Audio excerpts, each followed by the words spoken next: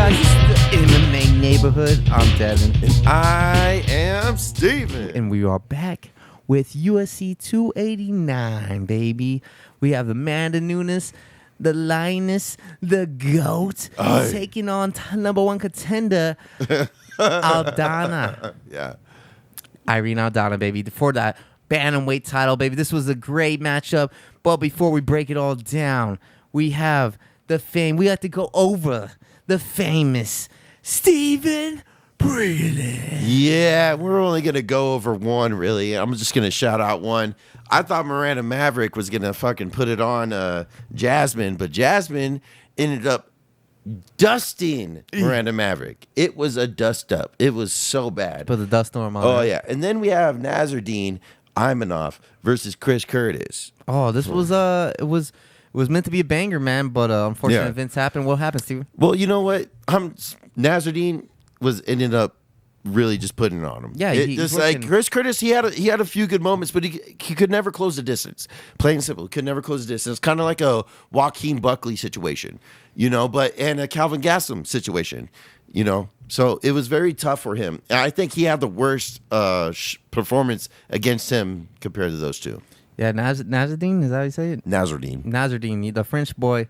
Man, he's working that jab good. He has good boxing, man. He's so tall and long. And they've given him three short dudes the three fights, Yeah, I thought this would be a one-sided decision for Nassourdine, but unfortunately, it ended up with a no contest. Yes, a headbutt when Nassourdine was going in, headbutted Chris Curtis right on the top of the right eyebrow. Or not the eyebrow, but like the eyelid. Yeah. Type deal. Cut him wide open. Yeah. Man.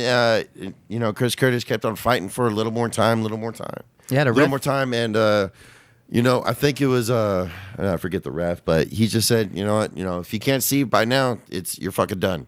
Yeah, unfortunately, It's not like a nut shot. I don't believe you got 5 minutes.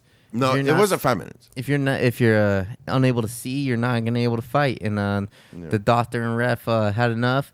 They gave him plenty of time. I thought they gave him a couple minutes, but the Chris Curtis wanted a couple more. It's kind of interesting that you bring that fact up. Like, you get 5 minutes for a nut shot, and you couldn't even get 5 minutes for a fucking headbutt. Yeah, Chris Curtis said that's what he thought the rule was, but I believe it's not. It's if you can't fight, you can't fight. It's unlucky. It's a no contest, man. It's a draw in a sense. It's not a DQ. It was accidental.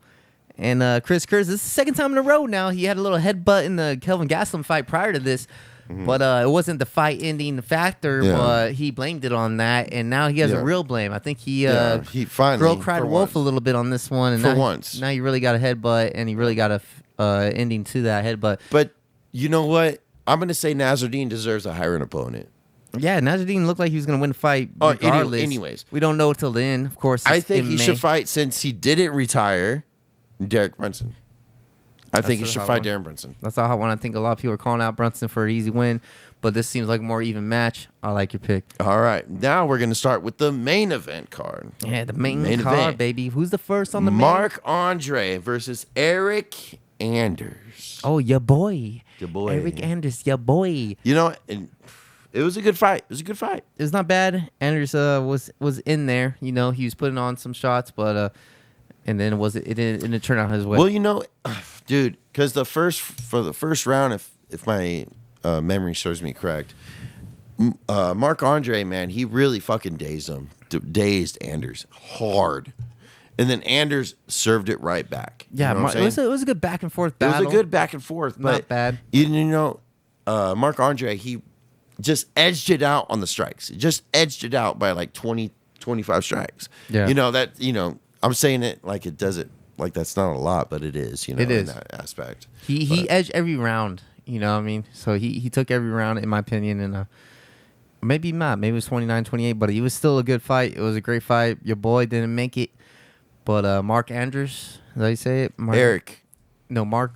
Eric Anders. Oh, Eric Anders. Well, who won? Marc Andre. Marc Andre, yeah, that boy, he did what he had to do, and your boy, Eric, had he had a setback, as we predicted on the preview. If you watch UFC 289 preview, you could see our predictions. I stole Steven's prediction, but we were both correct on that one. I like that one. All right. Yeah, so I want to see Marc Andre face this dude, Roman Dolosi.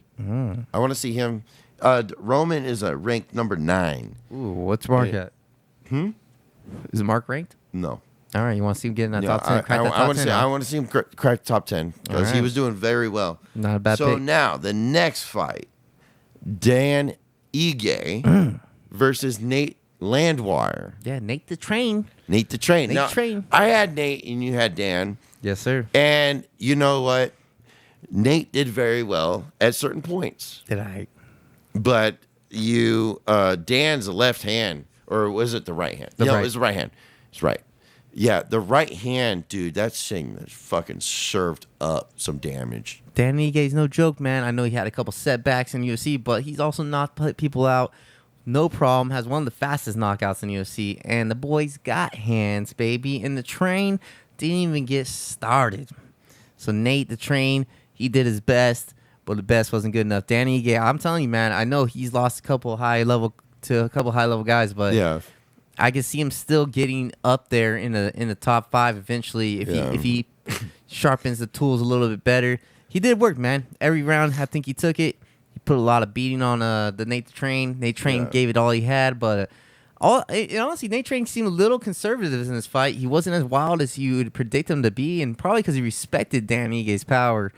So Dan Ige proved that he's still a badass, and Nate Train still has some work to do. The Train ain't on the rail yet. Like I said, Ige is the man to beat, and he's still in that top 10, potentially going up, and he ain't letting no new contender come and take his spot. So I think Dan Ige should fight Bryce Mitchell. Ooh, Bryce Mitchell pulled out in the last fight, man. Yeah. So I think not a bad fight. I like it. Bryce Mitchell's got that grappling though, and I'm not sure how. Bryce Mitchell's been kind of acting like a bitch though because he's a flat earther. So we might get flat earth by Ige. Dude. You get cracks. You get cracks, but I like the pick, Steve. Who we got next? Now we have Mike Mollett versus Adam Fuggett. Fuck it. We both because we didn't know either. We were just saying fuck it, so we picked fuck it. But. Yeah, Adam Fuggett. So now it's looking like Mike Mollett is like the Canadian Paddy Pimblett, just politer. Well, it was on the card was in Canada. Blame Canada. But all Canadian, well, at least that's what everyone's saying. Yeah, all Canadian wins that night. Yes, all 7, I believe. Yeah, and he was the one to close it out. He even said like if he couldn't get the finish, he'd feel like the loser for sure. So good job on the Canadian fighter. He was able to submit. Fuggett. Yeah, sorry about that. He was able to submit Fuggett, and he did good, man. He pretty much dominated the fight. Yeah, he's undefeated, correct? I believe so. Yeah, so he's an undefeated fighter. We paid Fuggett because of the name, but instead the Canadian took the victory, and it was good for the home crowd. Everybody was excited to see. Oh yeah, I mean he was putting the pressure on. The strikes were all in. All the pressure was going behind every strike. It was a very, very good fight or performance from Mike Mollett. Yeah, man. It reminded me of like the UK cards where they did have Pimblett on and Paddy Pimblett on there. You know, like all the British guys won, all the UK guys won. You know, and then in this card, all the Canadians won. And good job for Canada.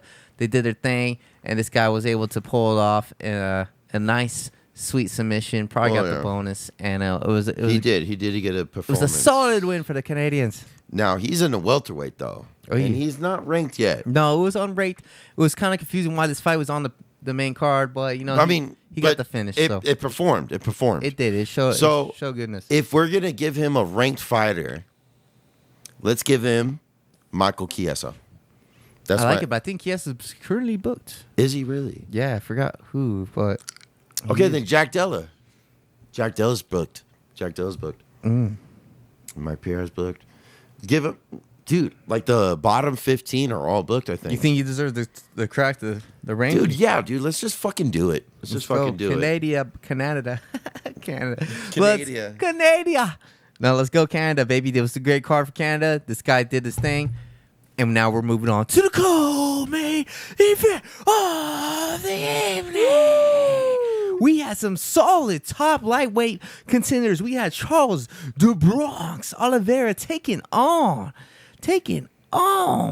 the man, the one that was number 1 contender for so long. Yeah. Steven, who is?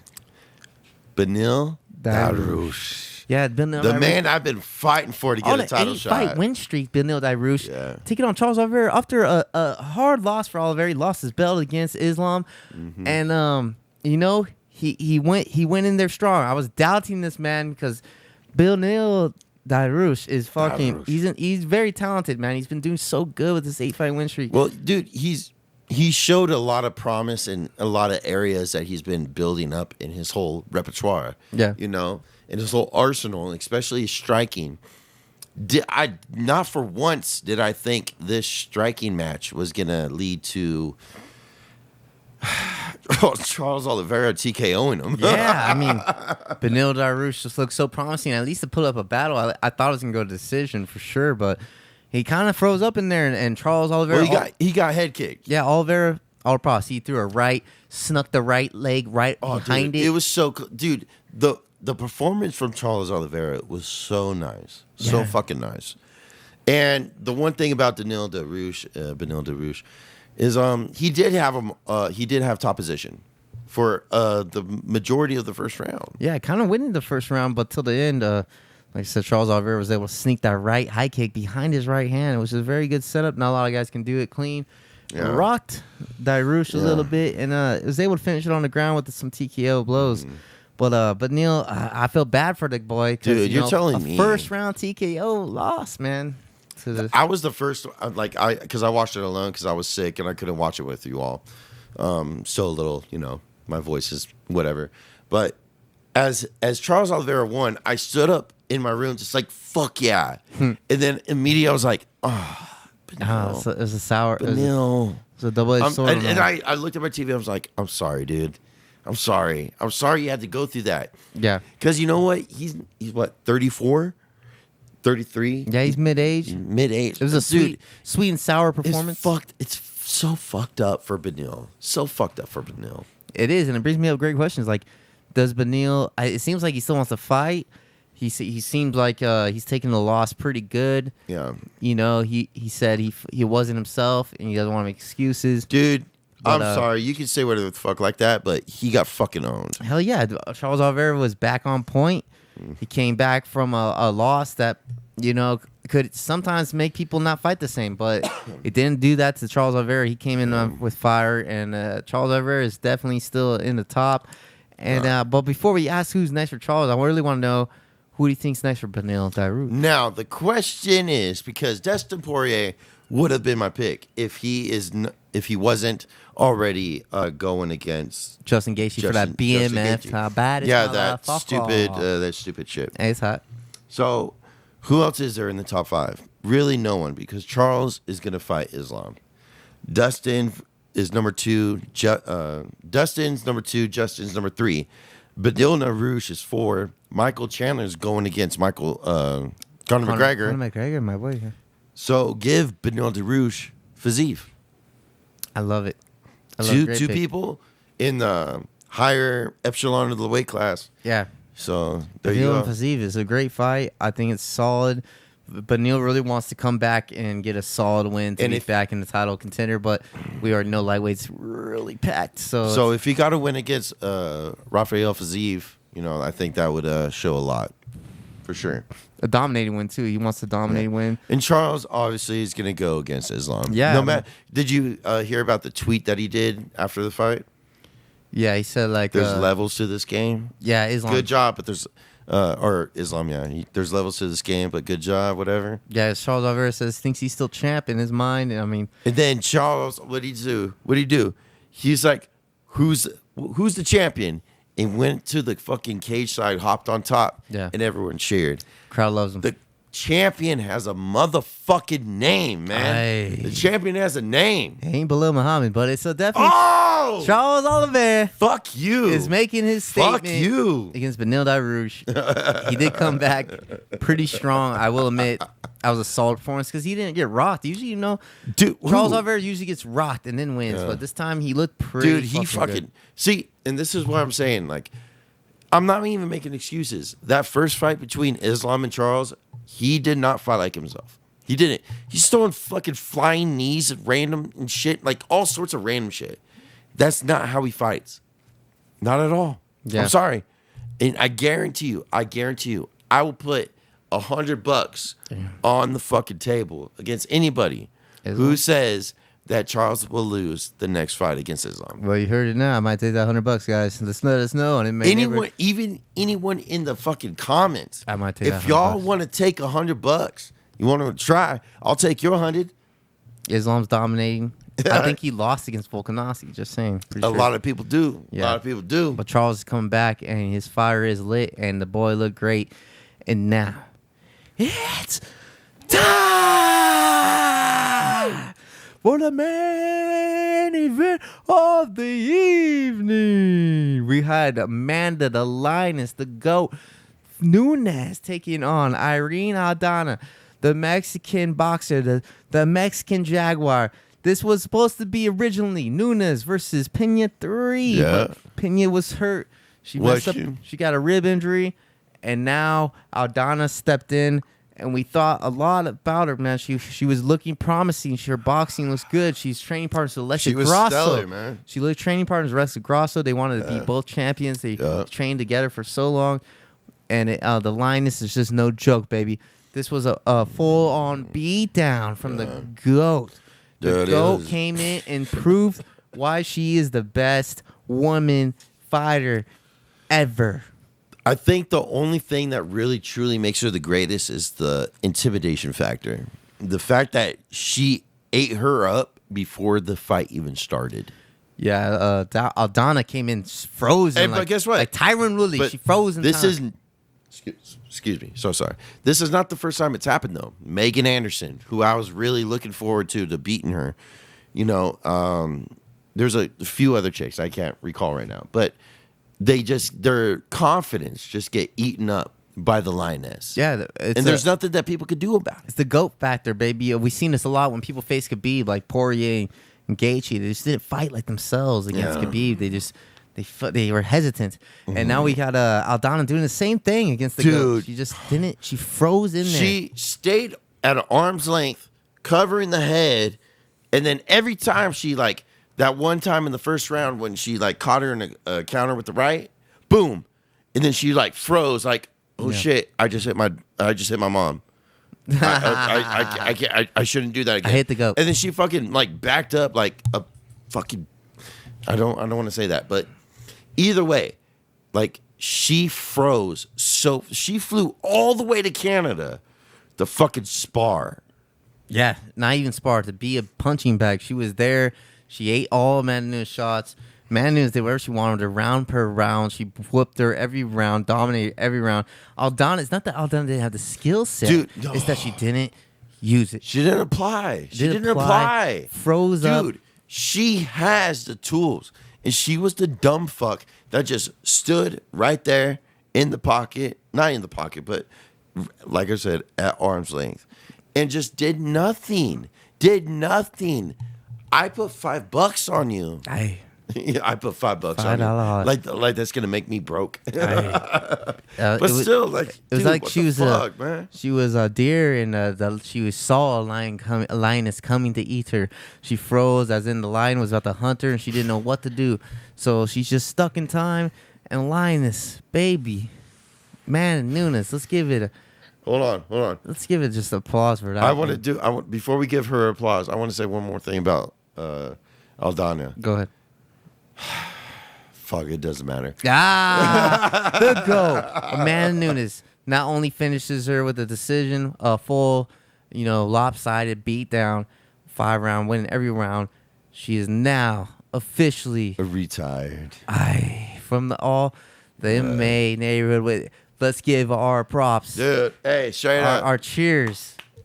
Our claps, our applause, our cheers. Cheers to you, bro. Hey, she was legit.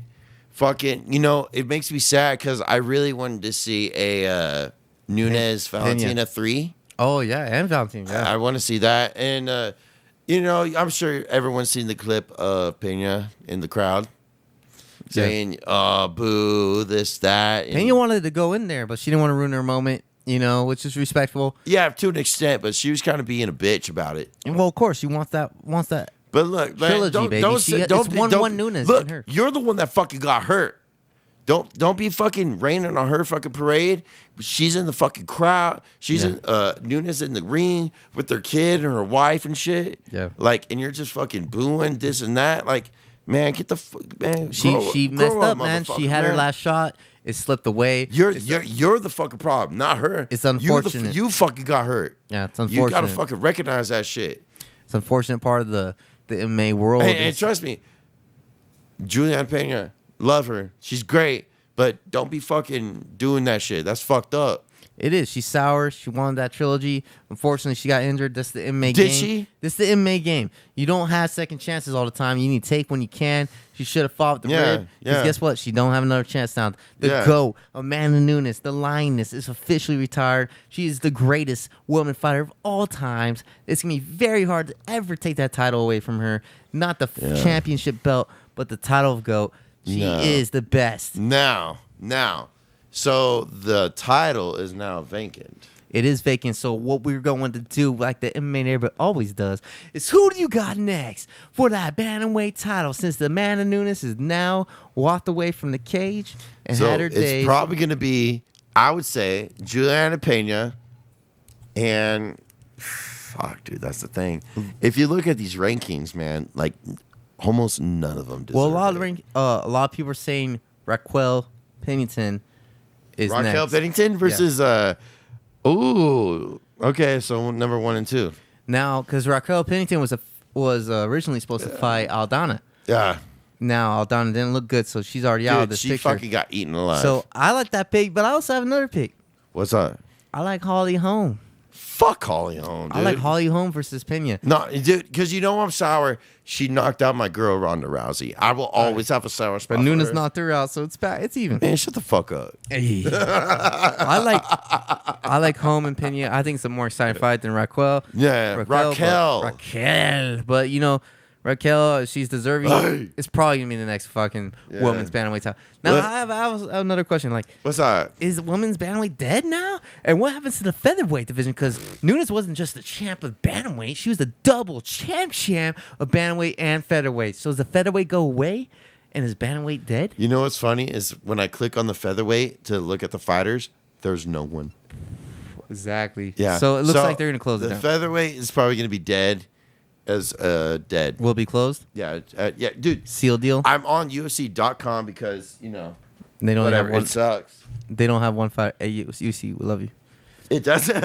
No, I've always had problems with this website, but there's no fighters being brought up when I click so on we can free featherweight's done for women's. Women, I would say so, yeah. But bantamweight, is it now kind of... Look, because that division was made for Cyborg. Yeah, Cyborg got smoked. And she got smoked. Baby. But the bantamweight division, is it kind of like... Bantamweight is different. That bantamweight's different. But is it kind of like damaged because now the best fighter is gone? Like, no one's going to live up to that. You have Norma Dumont, who's stacked, you know what I'm saying, you know? Yeah. You know, she's, you know... We also have Valentina. There's newcomers coming up. Valentina can now take her chance. I mean, she lost to Grasso. Does Valentina try to regain her flyweight belt against Grasso and then move up? Or does she go straight for it? Straight for the bantam, baby. But we will not know. We will not know until the future. Well, Isn't that right? Who do you think's the next fight for the bantamweight title? If you had to guess. MMA neighborhood, if you had to guess. Who fills in now because the GOAT is gone? Who fills in? Who's going to reign that woman's bantamweight? Is it Pena sitting on the sideline coming back in? Oh, Is it Raquel Pennington that's been Raquel versus Juliana Pena. You think that's the next one? 100%. And now we got to make sure you all follow the MMA neighborhood at YouTube. Where can they do that, Devin? MMA neighborhood. And the IG? MMA neighborhood. _gram. Yeah, there it is. Yeah. Because guess what? We can't interact without your comments, questions, and all that sorts of shit. I'm Steven. I'm Devin. We'll see you all on the next fucking pay-per-view. Yeah, bye.